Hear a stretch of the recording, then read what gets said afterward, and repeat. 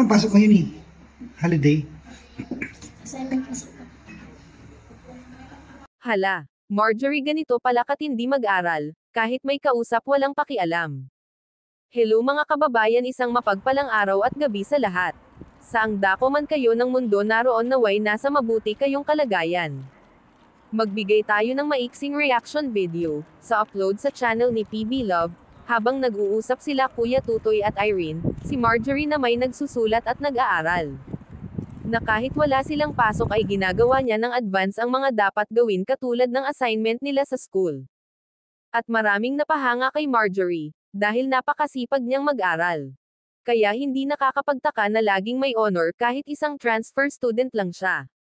Sa mga hindi pa nakaalam, at syempre proud ang kanyang nanay na si Ate Badiday, ganun na rin si Pugong Be a Hero, at PB Love.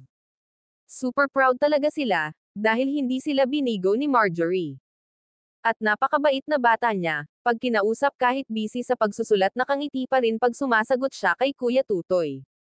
Mula noon unang vlog ni Pugong Be a Hero sa kanila, hanggang ngayon hindi natin nakitaan ng pagbabago sa kanilang mag-ina, likas na mabait at mapagkumbaba kahit maayos na ang buhay nila ngayon kumpara sa unang natagpuan ni Pugong Be a Hero, andyan pa rin ang mababang kalooban nila. Mapanood ang full video sa YouTube channel ni PB Love, bisitahin po natin ang kanyang channel, ganun na rin sa aking munting channel Elma's Vlog. Maraming salamat sa inyong suporta mga kababayan.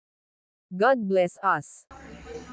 Pero matatapos na. Ang dami-dami mong ginagawa. Kasi lang gumawa nito. Yung kasama yan sa ano nyo.